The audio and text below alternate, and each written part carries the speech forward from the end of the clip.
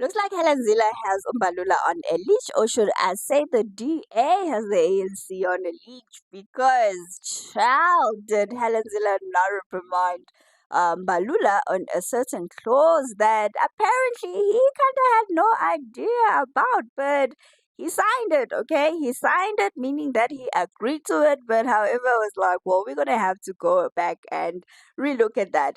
You've already signed it. What are you going to look at? What are you going to relook at? You can't change it. Let's talk about it. Hello, how welcome to Entertainment Golo, and this is your girl Missy. Please like this video and subscribe to the channel. Alright, so referencing from the South African, it seems like all gloves are off for the political rivals Helen Zille as well as Fikile Mbalula after what appeared to be a massive misunderstanding of Clause 24, which allegedly Fikile Mbalula did not read of the terms of Governments of National Unity signed agreement. So Helen Zille took Balula, right, to task over what believed would transpire in a deadlock disputes among GNU members. So Zille also clapped back at Balula's invitation to smaller parties to join the GNU and possibly bypass their political power. So according to Helen Zille, the GNU had three founding members, the ANC, DA, and IFP, and they all had to reach a consensus, or at least like 60% in agreement. Meanwhile, Balula has claimed that it will welcome interested parties into the GNU.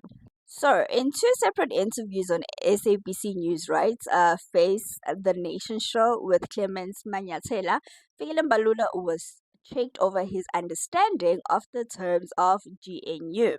So he confidently told Clemens, and I quote, "This is a GNU with special characteristics, where in which we talk about the normal operation and functioning of governments. There is no party that has got the veto power within the GNU." So Helen Zille shut down Figile's understanding of the GNU agreements, confirming that the DA could not be disregarded when it comes to decision making. So she says, and I quote, "We will represent at least 30% of the seats in the GNU, and if they do it by proposal representation.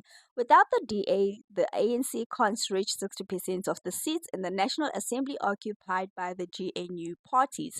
So, when asked if the ANC could bypass the DA with the aid of smaller parties, Helen clapped back and said the ANC can't bring people in that they feel like bringing in. So, this is another thing Figile doesn't seem to understand.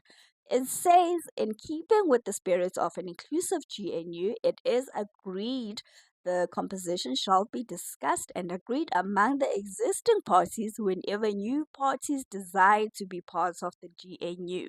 So she continued to say that it is not the ANC that gets to invite everyone, as Figile seems to think. He keeps making public statements about this once joined and that once joined, but he must read clause 24, which allegedly he did not read, just signed the documents he signed. It's about the principle. They don't make all the decisions anymore. And they didn't win the elections. Yo, this is going to be a very interesting 5-year term. It's going to be interesting. We might as well just get our popcorns and sit and watch. But unfortunately, this does affect us as a country, all right? Anyways, that's all I can. I'm just gonna leave it out there. I'm just gonna leave it right there. Actually, not out there. I don't know what I'm saying. But anyways, guys, if you've made it this far into the video, thank you so much for watching. Please do subscribe to the channel, and if you're watching on TikTok, please hit the plus sign and a follow. Right. Also, leave your comments in the comment section about this issue right here. All right. And yeah, and share with whoever and whomever you may share this video to. And once again, if you've made it this far into the video, thank you so much for watching. Up until the next one. Bye.